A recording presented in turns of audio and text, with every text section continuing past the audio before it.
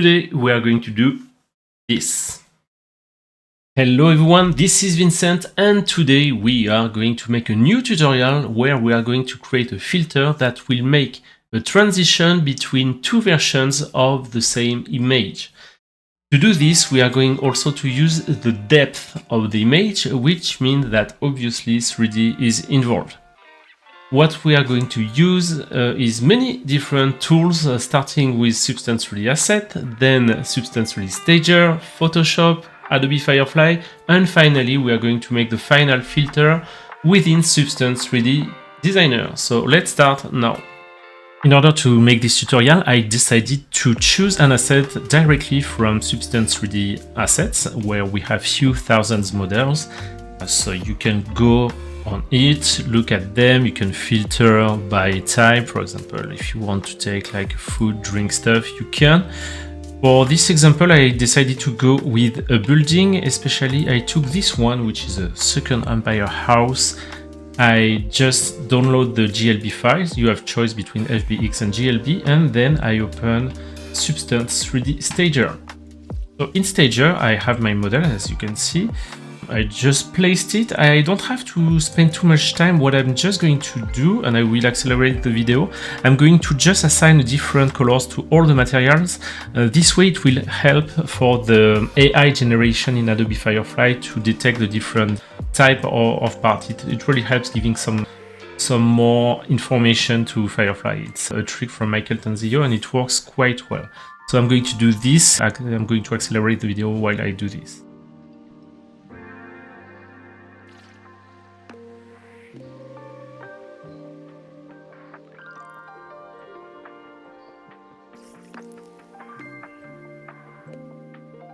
Okay, so now, as you can see, I have different colors for everything. Once again, this is not an ID map, it's just to help the AI see, let's say, analyze the image in a better way. What the Adobe Firefly will do is just watch this image and try to find what it is, more or less. And doing this, it will be easier for it to distinguish any parts. So now what I'm going to do, I won't push it too much. I'm just going to put a plane just because we are going to generate the depth maps of this. Let me go into the object here. I'm taking a small plane. I'm going to change the size to something way bigger, like 1001. Okay, it's way better. Okay, 1000 seems good. Why I do that? So this way I'm making sure that I have the depth which is generated. And now that I've made this process, I'm just going to choose a lighting that fits better with the image to get some contrast and light and shadow. I think it can help Adobe Firefly once again to detect. Of course, okay, activity rate to make sure it works. Should be fine about the shadow, but it shouldn't be a problem. The most important is to have like good contrast between elements. So Adobe Fireflies will recognize that it's a house better way. So let's jump right now to the rendering phase. So I'm going to render, and what I'm going to do is just to choose the location. So I have a project for that. So I'm going to change the direction here. Assets, I will call it, and we are going to choose this folder. I'm going to make sure I am in PSD, 16 or 32 bits, and for the name, let's call it second Empire House. Render. Meanwhile, I will launch Photoshop as well. And now I have my image. I have my PSD here. And in Photoshop, I'm going to drag and drop this. And I have my image. What's cool with Substance 3D Stager is that when you download an image like that, you directly have for free the depth map, which is here. So first you have like a material selection mask, which can be useful as well. You have also this one, which is by object selection, and you have this depth map that we're going to use. So the farther, the lighter, and the closer, the darkest. So from dark to light. And this is what we're going to use afterwards to drive the effect in Substance 3D Designer. But for now, what I want is just this image. So I'm going to make a quick render, like PNG, maybe just to be sure I'm going to cancel, and then I'm just going to make it square. Image size, let's remove, canvas size here, and let's make like, so the same size here, 118. Okay, so now I have my image in a better way. I could change a bit and put some space around with the crop tool, just making sure I have in square mode, Alt, and I'm going to occupy a bit more space like that. And now I'm going to save in PNG 24, save. I have my folder here, so I'm going to go here, and we are going second Empire House PNG, it's fine. I'm going to call it structure, because this is the name of the feature that we are going to use within Adobe Firefly.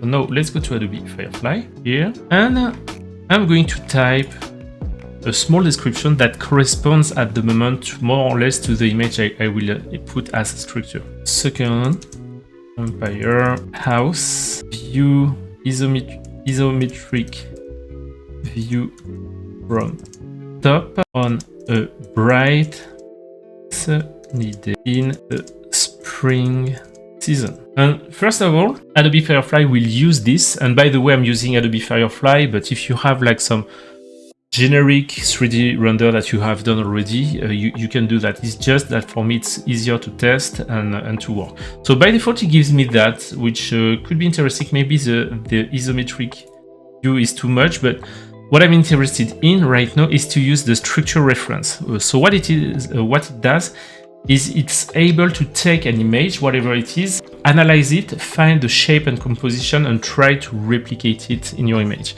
And you have a visual and intensity for this. So I'm going to drag and drop my image here.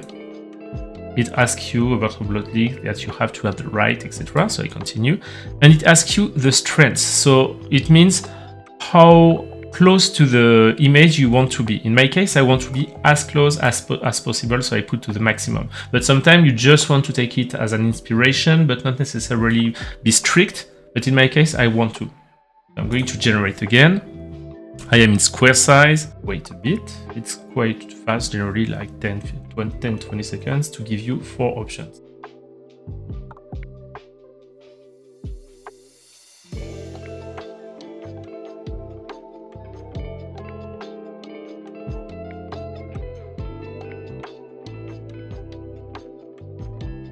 The tricky part and the funny part as well with the Firefly is you don't know exactly at first what you will have, so which is good. Oh, this one I like. First one I like, this one as well with the... Okay, I think the fact that... Okay, this one I really like, and the first one... Okay. I'm going to take the third one, and I'm going to save that. So I download it. It asks you if I want to do some more options, but in my case I don't want to. I will put it in asset and save that. Now, what I'm going to do, I'm going to take the same one, realistic second Empire House view from top, but during a scary Halloween night. And I will put like realistic second Empire haunted house view from top during a scary Halloween, let's write it correctly, night structure reference. And I will leave the same, you have the same one.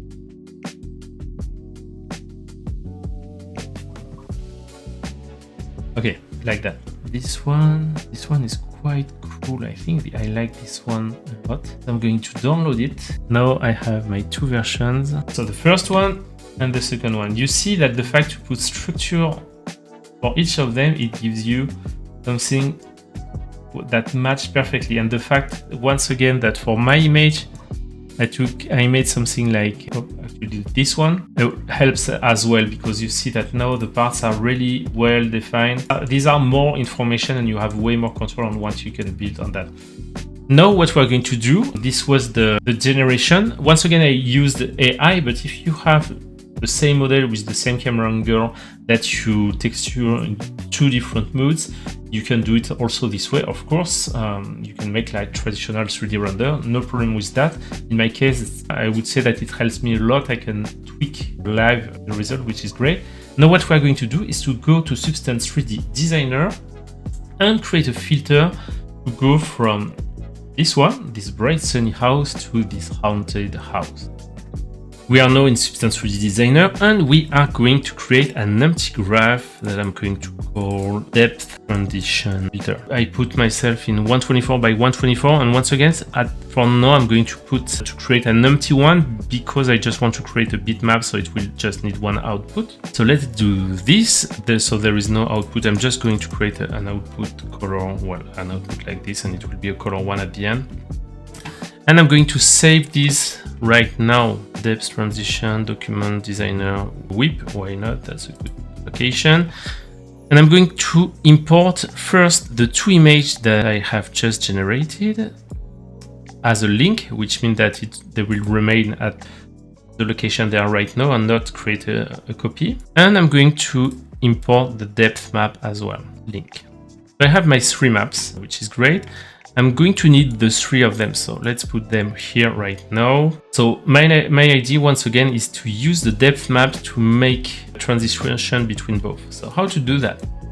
That's kind of easy. What you can do is to use a histogram scan or even a threshold. I think a threshold should work great. So I'm going to put this bitmap as a grayscale right now to make it work. And let's see if it works properly with the threshold. See that, yes, exactly, it will make the map that we want, following perfectly the depth map, so you get closer. It makes like a laser scan. I'm going to use this with a blend node like this, so I can put whatever I want on top and whatever I want on bottom. This is really up to you. And now I'm going to use my mask. Actually, yes, you see that by default, as the threshold is like this, I could pass like that, but no, that's not interesting. But if I play with the threshold, you go from one to another according to the depth of the image, which is, in my opinion, quite cool. But we can do a bit better. So this is great. We are going to use that, definitely. I may want at the end to start from black to white, so that's something we may want to invert. So what I can do here is first invert the 2 house, but I want to be clean, so I want the white to be the bright one like this and the black the dark. I don't know if it have really a meaning, but that's okay. Now what I want to do also is I'd like to have like a kind of halo when as if the image is the transition is kind of burning the image somehow. So this is something that we can do with another node, which is the histogram select that I'm going to use. And when I use the histogram select, what it does, it just cut a specific range in the image. So I'm going to diminish it and you are going to get it better. If I do this now, right now, if I move the position, you see that it's like a laser that is cutting that. So it gives a great effect. That's pretty interesting, like that. A bit more and we'll find another way. And I'm going to use this as kind of laser. So to do this, I'm going to add this on top of this image here. So once again, a blend node. I'm going to use this. And just to make sure here, to get the full range of the image, sorry, I'm going to add an auto level. So whatever you see that now you have way more contrast, which means way more information to work with. 0.03, fine, like that. And here I'm going just to create a small color, like that here, better. Let's take a uniform color. Yeah, with a higher value, something like that. Diminish the saturation. Maybe more orange somehow, like this. Put this on top. So I have my laser, and now I'm going to put my house. Where is it? Here. Just here. And you see that by default, by default, if I play with this one, it works. But right now they are not connected. So we have to create a parameter that will make sure these two are connected and works at the same time. To do this, I'm going to click on the graph, get to my input parameter view. I'm going to create a new one, which is a float. I'm going to call it transition depth. I'm going to name my identifier properly as well. I could put a description here. I'm going to make it start at 0, and we will adjust everything to make it work starting from 0, which should be the bright sunny one. It means maybe I would have to invert it here. And then when you go to one, it goes into the darkness. That's my choice. And then, so to do this, let's go here. I have created here. So I have my threshold here that I can say, okay, I want this to be controlled by the transition depth. Right now, just to make sure, I'm going to pin my parameters, and I'm going, and so this is pinned. Yes, I'm going just to click here, and I'm going to move my parameter here at any time. In preview mode, let's go back here and see how it goes. So if I move my transition, okay, it moves the main mask, but not the halo. And does it move in the right way? I go from dark to bright, and I actually want the contrary. So what I'm going to do first is go also to my histogram select here and do the same thing, position and transition depth. So let's play again, and you see that no, actually it works directly, except that, as I said, I want it to be the contrary. So that shouldn't be a big deal. I want to be on the bright one, and when you go in the darkness, it goes. When you go up, it goes into the darkness. So let's just do this. It should work properly. Yeah, so it works properly. What we can improve right now is a bit the transition, which is a bit too smooth, too perfect. So let's break that a bit. Kind of easy. First of all, I'm going to make this a bit thinner. So in my histogram select, I'm going to diminish to 0.01. I'm going also to push this color to something brighter. So this is really up to you.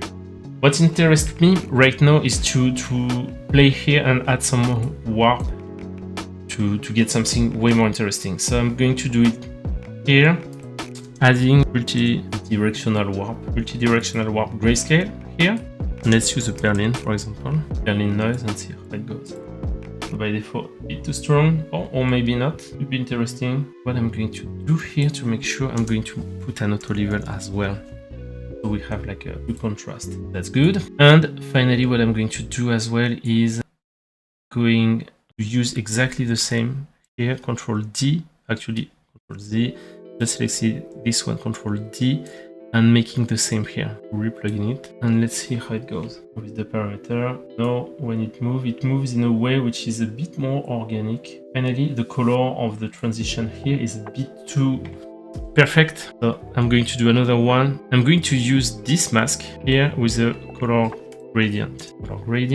I think if I do so, just J gradient map. Sorry, I wanted to see.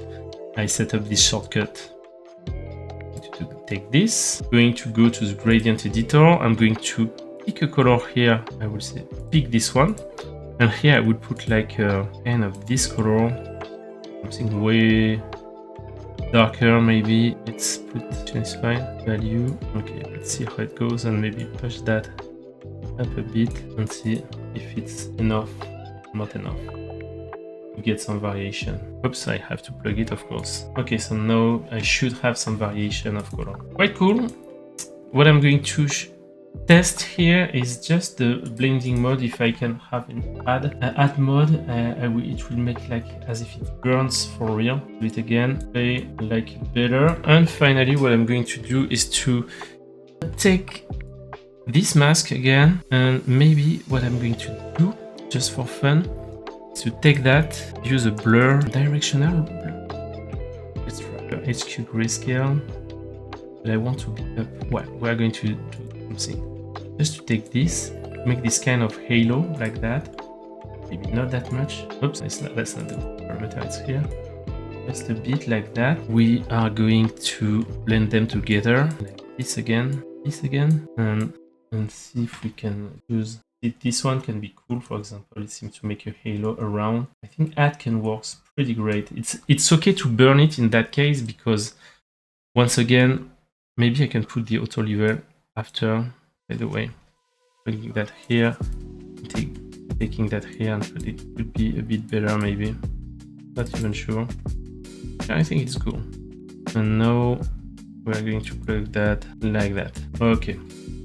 So just adding some variation in the transition. Put that like this to see it. If I do this, I cannot control the parameter, which is not fun. So I'm going to put the parameter on the side here. You cannot see. I have my image. I'm I'm going to try this, put that in big, and let's see the parameter. Okay, you see that it works perfectly, and it makes like this kind of wave, which are quite cool, you know, to make this kind of. Now, what you have to do if you want to prepare to work with any kind of images, first you make an output, and you will have to change these 3 inputs. So you can say I'm going to create 2 output colors and 1 output grayscale to replace this. Output color, input color, Control D. So this one I will call it image version 1. This one image version 2. This one will be an input grayscale that we are going to call depth map. Of course, once again, don't forget to name everything correctly. And in order to make sure I still have the preview while working, I'm just going to drag and drop on top of it the correct images like this and like that. So this way I can replug stuff. So shift, I'm doing shift like that, 1, 2, unplug, replug, and I can delete this. What it means is that now these images are just as reference in order to be able to work, but they won't be included in your profile, in your result. What you may decide to do as well is, if you are here, for example, you can say, so we have exposed the depths, you can say I want to expose the color of that. So rather than exposing everything, what you can do is just here adding a HSL and say I want to be able to change the main color of this. Depth transition, HSL is here, base parameter, this one specific parameter, and I want to expose this as a new graph input, and I will call it halo color, and by default 0.5, which is our original color. And now if we go to the main parameter like this, I have my transition, and I can change, actually I rename it, but I can change the color of my halo if necessary. That's it for this video. I hope it has been useful. Once again, if you like it, don't hesitate to share your feedback. Thanks for watching, and see you in the next tutorial.